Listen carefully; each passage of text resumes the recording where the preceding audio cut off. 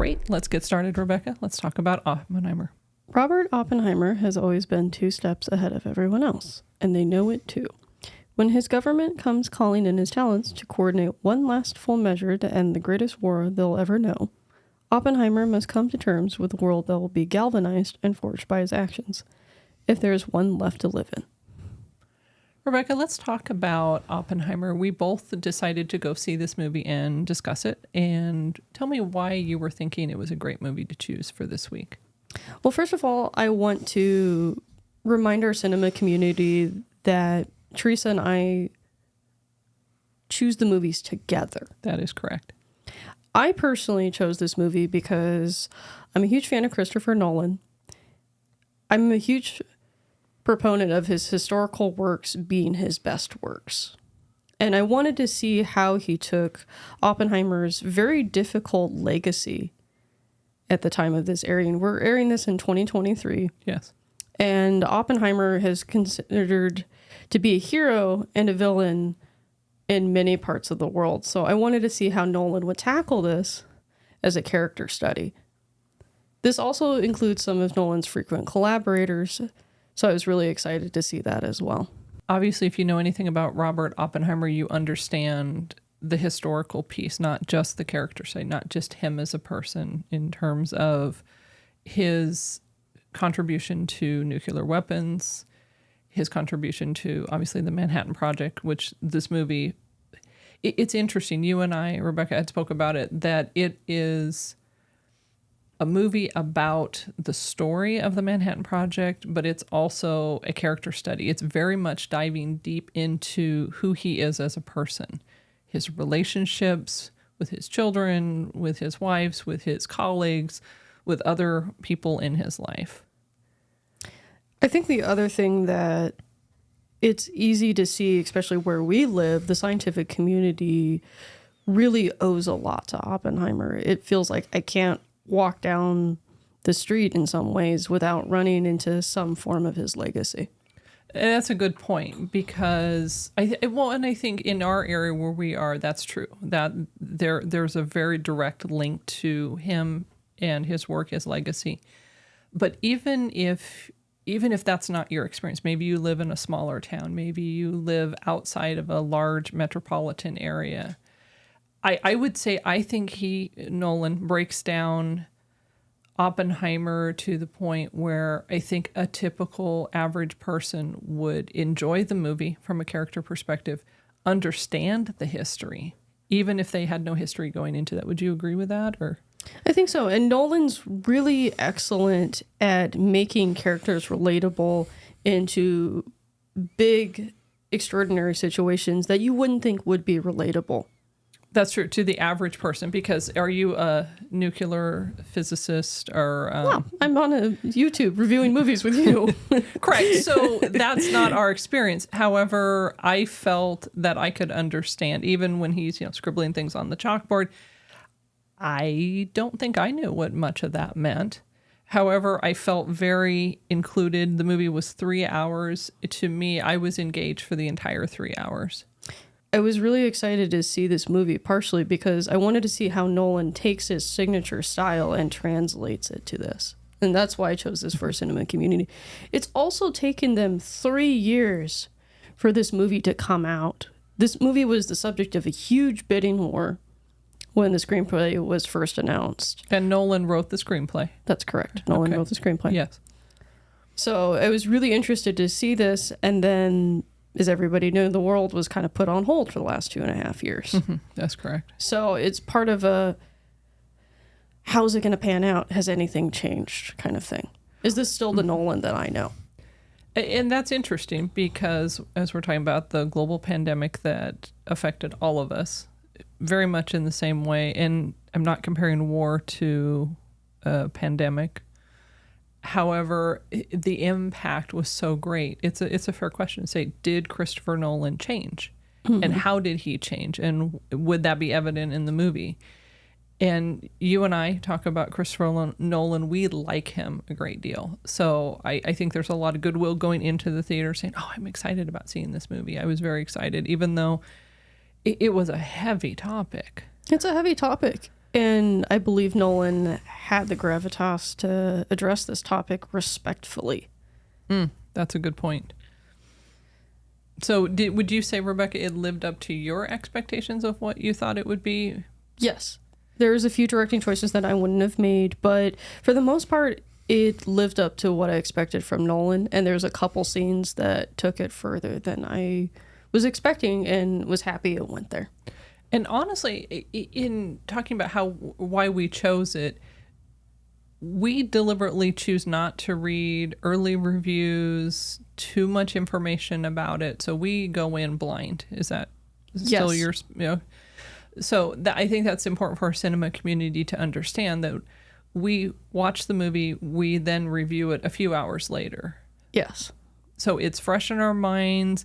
However, it's not, sometimes it's not fully put together for us. It's going to see the movie, thinking about, talking about it, and then sitting with our cinema community and encouraging your participation to hear what you experienced it as. Well, and especially with a director so influential as Nolan driving the conversation for American film. Correct. No, and I would agree with that. And there was actually, what surprised me too, that there was some humor in it. They actually found a way to work in some humor that didn't feel distracting, it didn't feel off-putting to me. Yeah. And I'd like our cinema community to comment below too. Is Nolan one of your favorite directors as well?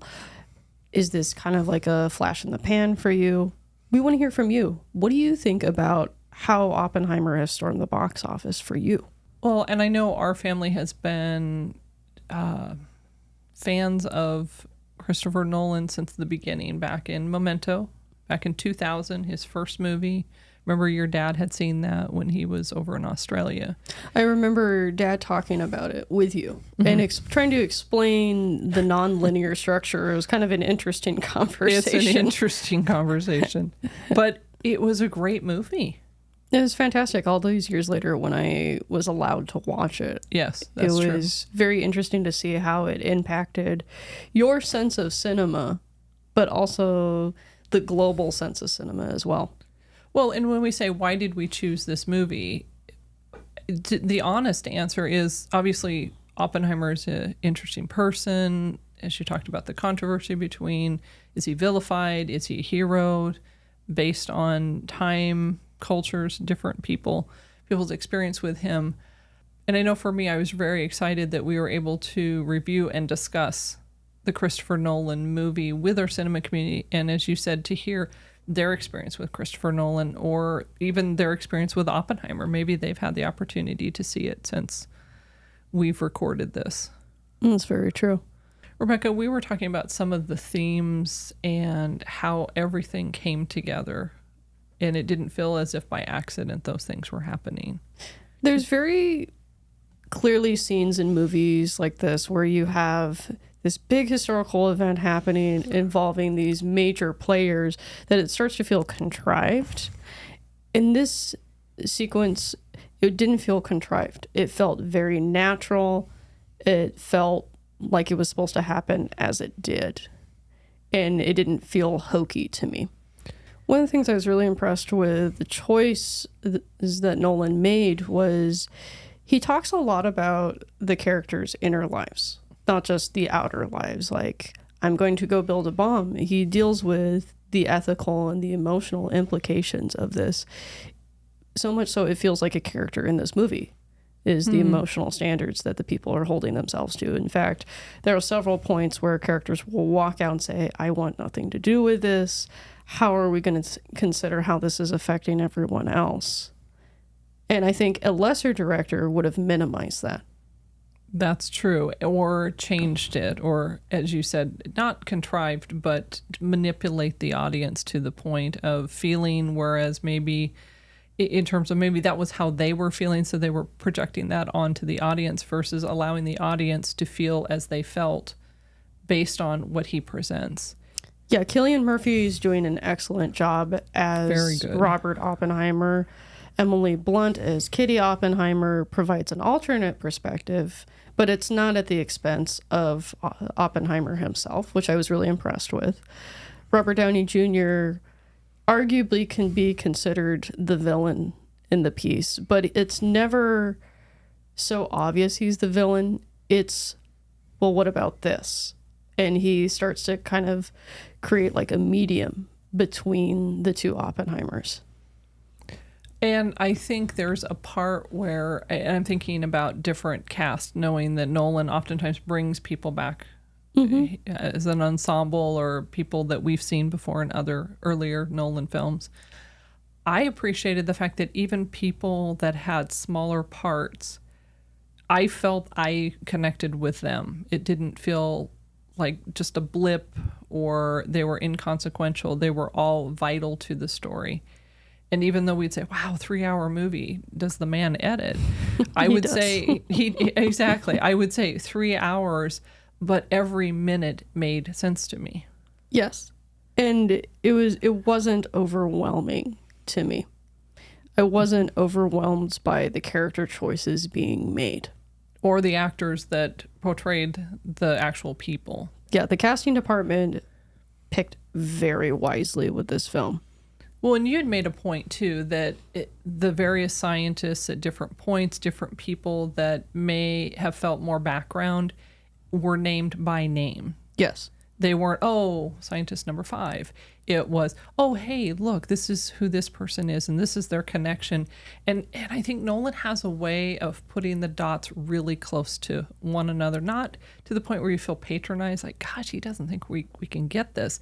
It's, I want to bring you into where I am, and I want you to understand, and I want you to know that person the way that I know them to be. I thought it was really cool, especially if you're not into the history of science. You became very aware. You're like, oh, it's this person. And if you don't know who this person is, like some of our cinema community, you still got excited. You started to see the emotional reactions that some of the other characters had with them. Yes, I definitely appreciated that. And just to remind our cinema community, it's R-rated, and Nolan filmed it in IMAX. We saw it in IMAX. Yes, that was a conscious decision that we chose to, given that Nolan has specifically said that IMAX is his format of choice for this film. And I agree that that was worth seeing. Yes. Do we have any questions from the box? Was this movie too dry in terms of content, or did it feel interactive for the audience? I think it was very interactive. There were multiple levels besides the acting, besides the directing. In fact, I want to spotlight the music. Ludwig Göransson did an excellent job. He's done both scores for Black Panther. A lot of our cinema community may also know him for the Creed franchise and also the score from The Mandalorian. Yes, he's been doing that since the show started. Yes. Yeah, I wanted to spotlight that specifically because it really allowed you to create an emotional space for these characters. And I know it could be taken for granted that these characters are real human beings, therefore we should have residual space for them, but it's so easy to put something like this in the past. But when you have all these elements combining together, you want to resonate with the characters. I also want to spotlight Hoyt van Hoytema, who has also worked with Nolan. He did a phenomenal job on Dunkirk. Yes, that was a great movie. Easily some of the best aerial dogfight scenes I've seen in like the last 20 years. And he really took that perspective, but he really honed in on the space that the characters inhabited, but he also knew when to pull back and let the spectacle of the practical effects take over. Well, and I think that there was a part too, and we hadn't discussed it, but really briefly, that the movie was partially black and white and partially in color. Yes. And that feels very Memento. It does, doesn't it? And I appreciated that because it was a way to distinguish what was present, what was past. Mm-hmm. And as we know, your dad, hot guy in the box, does not appreciate flashback scenes that feel chaotic. It did not feel disjointed to me. It did not feel disjointed. It was very easy to tell what timeline was he in. I was also really impressed with the lack of disjointedness as well, is because there's several scenes that are shown from different perspectives. that we first see, say, in black and white, and then it transitions to the color timeline, the color perspective. Correct. And that allowed me, so to me, the does it feel interactive? That allowed me to stay engaged and interact with the movie versus go, oh, this is a dry movie about the past. It's that time of the show where we talk about our moth ratings. Rebecca, on a scale of 1 to 5 moths, flying around, waiting to land. Where would your moth land today on Oppenheimer? My moths are landing at a 4. Oh, wow, 4. And top reason for a 4 moth rating? I believe this can be accessible to a wide variety of audiences, whether you're looking for a simple narrative or a complex narrative. Nolan provides a cohesive experience on either end of the spectrum. I would agree with that. So my moth rating would be 4 and a wing, so 4.5. I can't disagree. Everything that you just said. I think that the half to me it's a really great movie. It's not a perfect movie. A 5 moth is a pretty hard one for me to find at this point, but I would say a 4.5. It is a solid movie. As you said, it's a great character study. It's well acted. It's well directed. It's well filmed. It's a great movie, and I would encourage our cinema community to not only see it, but comment below once you've had the opportunity to see it and share your moth rating and share maybe some elements that maybe we've not discussed, or tell us what you think if you agree or disagree with some of our comments. If you enjoyed our review on Oppenheimer, please like, which helps more viewers find our cinema community, and subscribe so you don't miss any of our upcoming reviews. And please share with your friends. Thank you for watching this Cocoon Cast clip. This clip is taken from our weekly show, which airs on Saturdays. If you enjoyed this video, you might click on the link or head over to our main movie channel and watch the entire video for more movie goodness. Thanks for watching, and remember, movies are better together.